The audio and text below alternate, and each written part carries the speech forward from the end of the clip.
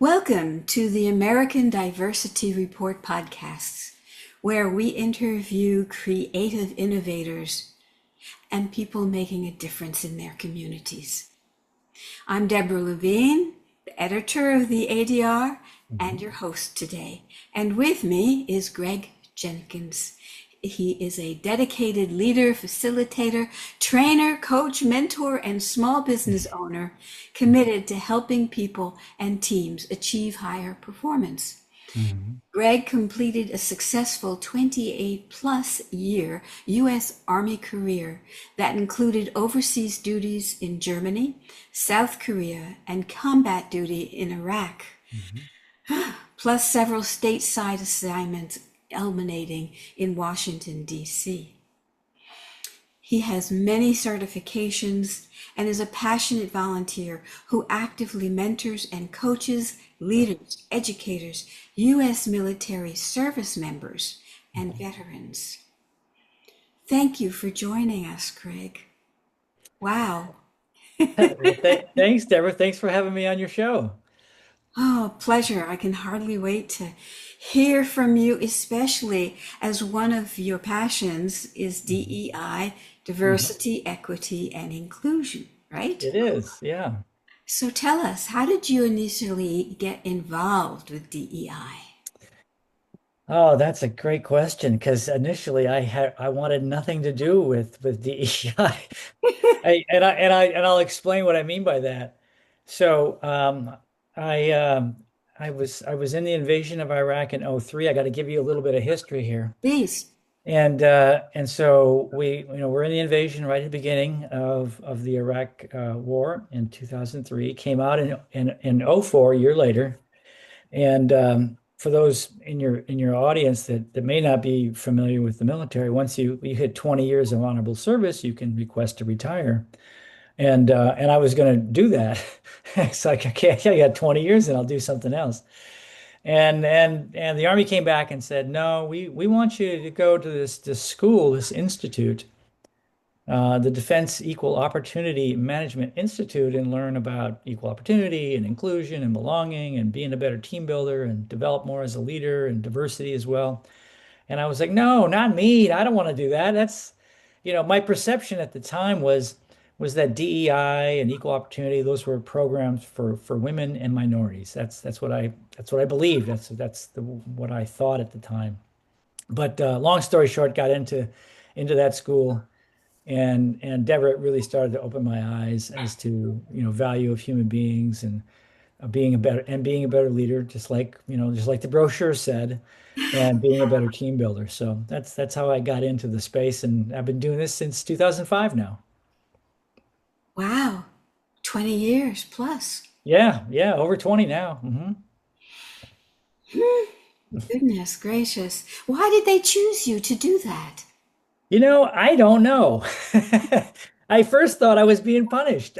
Because I was like, I must have made somebody upset or something. I mean, um, but and I say that, with tongue in cheek, I have no idea why, but I was not in charge of who selected what, and I received orders, and when you're in the military, regardless of the branch you're in, we're obligated to carry out every ethical, legal, and moral order we're given. So I was like, okay, I'm going to go do this because I have a new mission now.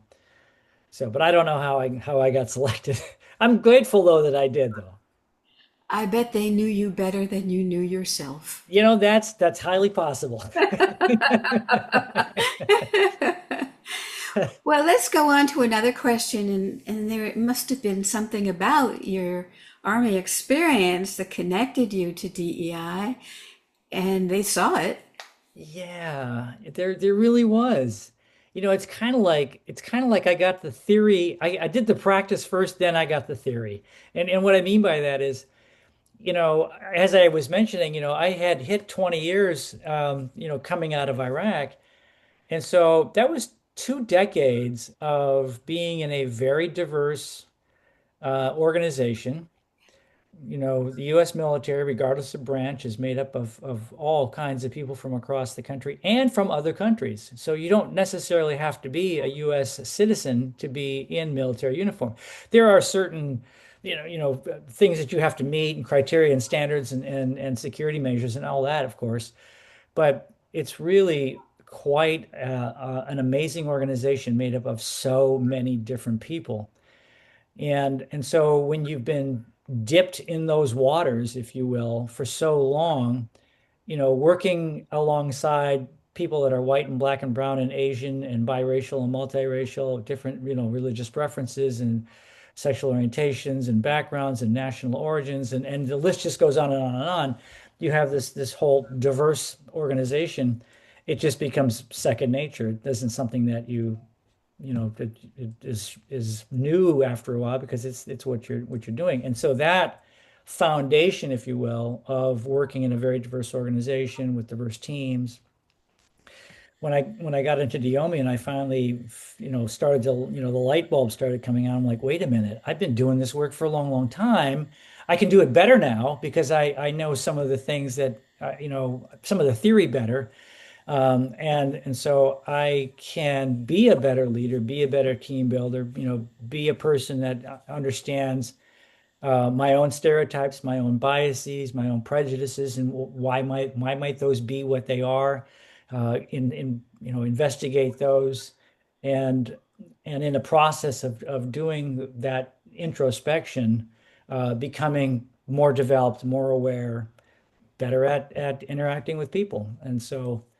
The military was such a great practice field for this work. And then I did another 8 years and some change in that role in uniform, working with leaders and commanders, community leaders, other stakeholders, and then that culminated in 2008 to 2012 at the Pentagon, where we stood up the Army's first ever diversity effort. And I got to be a part of that effort, and it was kind of the almost kind of like the highlight of my career, to be honest. What kinds of things did you do in those 8+ years in the Army when you were working in this field? Great question. So the best way to summarize it would be working with leadership Okay. and and helping them understand that you're going to have a bunch of people that are going to be different from you, and for some folks that's a little hard to get around sometimes, right? And that would be normal. It's normal for us to want to be in our own tribe, right? With our people, who we feel comfortable with, who we feel safest with, perhaps. But then all of a sudden, if I'm a leader now, and I'm now I have to figure out how to engage, men and women of different backgrounds and ethnicities and languages and whatever else those differences might be. For some folks that's a little tough, right? And so the work that I would do would be to provide training, provide mentoring, sometimes coaching, to help them, like, hey, you've got this great resource of all these different people. Wouldn't it be great if we could learn how to understand ourselves so we can understand others better so that we can go out and accomplish the missions of which we are tasked to do? Because ultimately in the military, it's mission first. It's like we've got to go solve this mission, and here are the people that are going to help you do that. And we've got to be able to maximize those individual human beings so that they can be the best they can be. And so those leaders that understood that, I think, become the best kinds of leaders that we could possibly want to produce in the military. And so that was the focus of my work. Wow. The leaders in the military, what kind of leaders? What were Well, you their would have, roles? yeah, you'd have various levels. And so when I'm using that term leader, say for an example, and I'll use Army as a reference because that was the branch I was in. Okay. So a squad leader, as an example, Mhm. would be an individual, a young sergeant perhaps, or a corporal perhaps, and they would have 3, 7, 9, 12 people perhaps. And so this person that's probably 20, 19, 21 years old, 22 years old, is leading a bunch of people that are 17, 18, and 19 years old. So, not a lot of leadership management experience. other than what they're going to learn by the fact that they're in the military and they understand the laws, rules, and regulations and the guardrails that are in place in that organization. And so there is leadership training, but I think the thing that maybe it's almost like it's like the next level up, right? In terms of leadership development training. So great that you know how to make your soldiers stand in a line and salute. That's great. And you need to know how to do that. And that's true. That's a skill set. You have to learn how to do that. But then how do you then also recognize these people for who they are, what they bring, what their goals are as an individual within the military?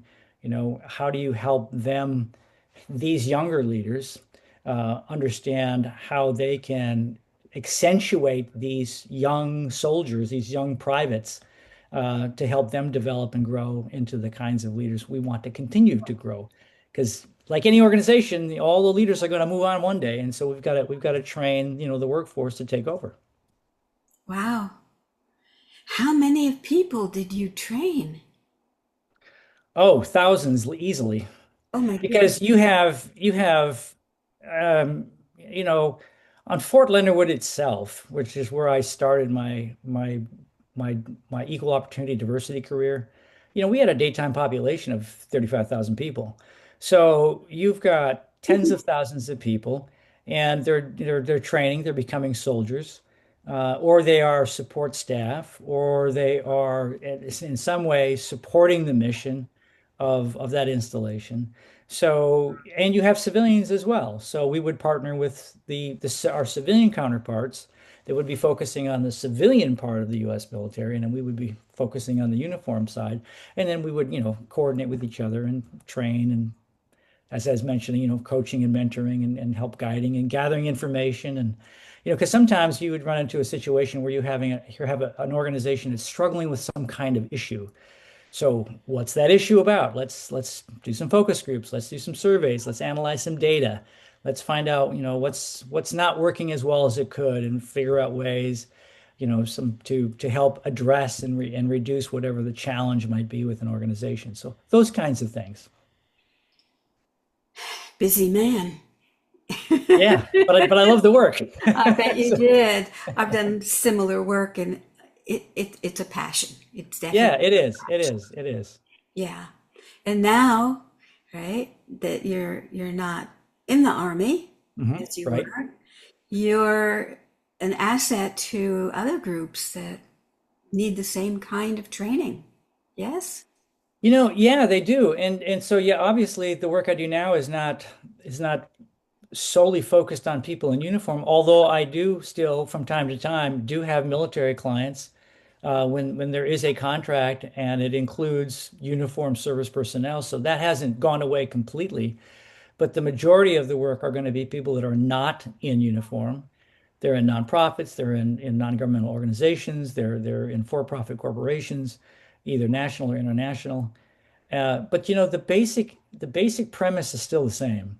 How do you get people to understand themselves a little bit better so they can understand the folks that they have to lead and work with? And that's really the crux of it if you think about it. I'll share, one thing that I've noticed in my work is sometimes I've worked with organizations that are they're just they're going they're doing great. I mean, they're growing and they're, the size of the organization has to increase and they're hiring more people and their market share is increasing.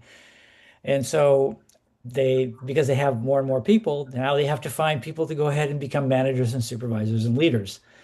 And it was always kind of interesting to me for organizations that don't have, like the military does, which has a great leadership development program, education track. Many organizations don't have that. And so some organizations with the best of intentions would be like, well, we need a leader now. We need a supervisor right now. So let's identify a super worker and then make them a supervisor and then wonder why they sometimes super fail. And it's really not the fault of that man or that woman because you can be a top-notch analyst or technician or researcher and you can be really good at that skill set. But to take a great researcher or a really, really advanced, technician and say, by the way, here, now you have these 5 people, go ahead and lead them and accomplish this mission. That's a whole different skill set. And so I think going back to the we had talked about earlier, that military foundation really helped that out because you're at a relatively young age in your leadership journey in the military. You're learning that you're going to have to develop those skill sets to lead people, and so I think one of the advantages that I can bring to an organization is all of those years of having honed those skill sets of getting people to come together to accomplish a task, a mission, or an outcome. And so the work is really pretty much the same, Deborah, just as they're just wearing different clothing usually. They're not in a uniform. Oh my. Do you find this current environment, which is anti-DEI, a problem though? I don't know if I would say problem. I mean, I suppose you could use that word to characterize it that way. I, I suppose you're going to be faced with challenges all the time. And when I this is why leadership is so important. When the leader says something, we're going to follow it. And so if we had a leader that said, I don't like DEI, we're not going to do that anymore. Well, we're pretty good rule followers and okay, we're not going to do that anymore. I think the challenge though becomes is it kind of you can change a policy, you can change your mind if you're the leader, but you're not going to change human behavior and human nature. I mean, people still need to be able to come together and interact with one another. They still need to be able to communicate with one another. They still need to be able to accomplish a task together. And if you are by taking DEI away, at least in the way that I've seen it, I've lived it, I teach it, I work with it, I coach and mentor in the way that I do. Um, that helps you get people to come together to accomplish a task or a mission, to increase levels of performance or production. And and I'm not saying that it's the end all be all, but it definitely helps in how we, again, I know I sound like a broken record, how we develop leaders, how we build teams, so on and so on and so on. Right. And so it has made it more challenging, but it's not the end of the world. And there's still a lot of organizations out there that's like, okay, listen, I know it's not a popular thing right now, but we need to develop leaders and team builders. Mm-hmm. And so the leadership and the team building is an intersection for sure. Oh, And absolutely. and your team isn't going to get built if your leader, right, doesn't know you, doesn't know its team, understand Mhm. himself Right. and the team, and be able to communicate, as you said. Yep.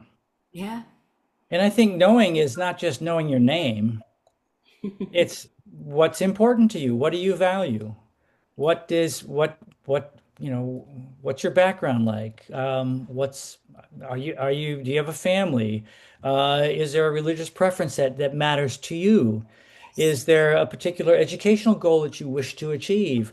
Are you taking care of an elderly parent? Do you have young children in the home? Are you married? I mean, what are all of those things? And I'm not saying that you have to get into the depths and of information on every single individual. But the more we know each other a little bit better, the more we can understand each other better. And I think, again, in my experience, the best leaders that I ever had, Deborah, were the ones that just cared about me. How you doing? How's your family doing, Greg? Yeah. Is everybody okay? And that really motivated me. I'm like, wow, I'm being seen, I'm being heard, I'm valued for what I'm doing, I'm respected. They know a little bit about. They took the time to learn a little bit about me and I work harder for those people versus the other side, which I've had leaders on both ends of that spectrum, which I'm sure many of your listeners have had. Working for a less than pleasant leader is not a fun experience. So, we're trying to get away from that end of the spectrum into the spectrum where we welcome, respect, value, and hear people. Excellent. And you can build that respect in so many little ways if you understand. For Yeah. example, if you understand their religion and ethnicity, Yep. what food you can bring in to feed them, Yep. and what you should avoid. And just doing that builds a connection, right? And just not doing that builds a division that is very hard to repair. Exactly. Exactly. So it could be just little things, but it makes such a difference. Yeah, precisely. Yeah, go you. So I want people to understand from your discussion Hmm. what they need to do about all this. And one of them is to, as you said, remember when you felt respected and welcome Hmm. and how you could replicate that for somebody else, right? Hmm. Yeah. So people can look at their own history, Hmm. right? And discover something very important, which they just took for granted, right? Yeah, absolutely. And I think people understand the topic of leadership more than they may suspect, because some listeners be like, "Well, I'm not in a leadership position. What do I know about it?" And I'm going to posit that you know a lot more than maybe than you think you do. And you just said something, Deborah, about their own history, looking at your own experiences. And and here's a very quick, easy exercise if you wanted to do this, and anybody could do this. Think about there's three steps here. First step, think about in a perfect world, what would be three characteristics or three attributes of that perfect world in terms of a leader, right? Like a gold standard leader. And just, kind of doodle that, write it down on a screen or on a piece of paper or whatever. And then and that doesn't exist because there are no perfect worlds. But then I would ask, you to like now think about the best leaders you have ever had. And it doesn't matter where they're from. It could be even a family member, or when you were in college or high school or a job, making maybe working at a fast food joint. It doesn't matter. Think of that best person. And then now what were the three things that they did? What were their characteristics? What were their behaviors like? And then think about that for a minute, and then unfortunately sometimes we have some really really bad leaders. What were they like? What did they exhibit? What behaviors? How were you treated with them? And so then when you go through those three steps, this isn't theory anymore. This is your lived life. You know what it's like to have maybe not a very good boss who was not very very nice, not very demeaning perhaps. But then you also maybe had on the other end of that spectrum really really good leadership. And so I would say to your listeners, let's start there with your own self, of, well, gee, who was good and who was not so good. And then let's focus on the ones that were good. Because those are good role models for us. They're good examples of leadership, right? And so we can say, well, yeah, you know what, I do know leadership theory pretty well. Because, I have been the recipient of good leadership in my life, and I know what to stay away from. I don't want to be like that, one guy, Greg, and I don't want to do what he did because, it wasn't very fun working for that person, or it wasn't very productive, or it wasn't very inclusive, or it wasn't very respectful. So, yeah, I think we all probably have a good idea of what good leadership looks like, and then we can replicate that moving forward. Excellent. Really. Wow. Huh. You know, I'm so glad you talked about that because I think many people just dismiss themselves. Oh, I Yes, don't have to do that because it's never going to apply to me. right. Yes, it is. It already does. Yeah. Yeah, it does. Yeah, it does. Oh my, we need a whole country that is doing that. I wish it were, somehow embedded in our education system, but it's not. So what do you think is the best way for us all to move forward, move the country forward to be inclusive? Well, I think a good place to start is the example I just gave. It's like, can we all kind of take a step back and do a self-assessment? You know, in a perfect world, what would good leadership, what would a good organization look like? What would a good community look like? Mm. And then, who were the best people in my life that led me, that built teams that I was on, that were community leaders or business leaders. So I know I have a good model for that. And then, of course, we want to focus on the good folks. Um, and I think it's kind of like, I used to have a professor, Millie Steele was her name, and it was each one teach one. That was her mantra. And I think the way that she presented, each one teach one, was that, when we've learned something as an individual and we see the person to the left or the right of us, maybe, or around us, that's struggling with something that maybe we have overcome or learned about or have resources for, hey, reach out and help them out a little bit. Sometimes, throwing that metaphorical lifeline can have a really, really big positive impact, more than you may even realize yourself. Because, sometimes folks they're just trying to survive in some organizations, in some communities.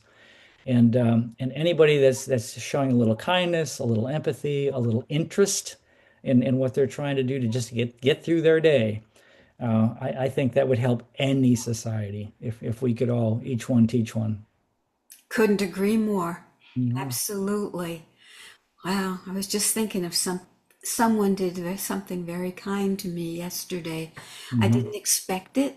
It was just something she recommended and suggested that she had experienced herself. Right, Right? And so it was inside her, and she saw it in me, and she said, "Here's what I did. Maybe you can right, do better too."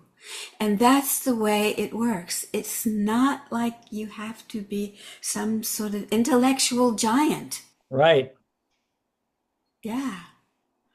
Oh, thank you. I so appreciate this. And is there anything else you'd like to add before we wrap things up? Oh, I just want to say thank you so much for having me on. I really appreciate I love having these kinds of conversations, and if anything that you and I have shared or said resonates with one of your listeners and they would like to reach out, you can find me on LinkedIn. That's really my primary place to go, and in public spaces. So you can find me there. I really like to connect with folks, and if you have a question, or you're looking for resources, or you just want to follow up with something that I said, you want a clarification, be very happy to connect with anybody who expresses that interest. Well, I'm sure that the audience of the American Diversity Report is hearing that, and you're going to get some LinkedIn That's great. messages. That's great. Yeah, All right. Well, thank you so much for sharing what you do, and it's inspiring. And as the ADR always says, we are here to instruct and inspire, and so Mm. we have. Okay. Thank you. Please stay on as we wrap up. I have a few more things to add. And audience, here you go. Get started.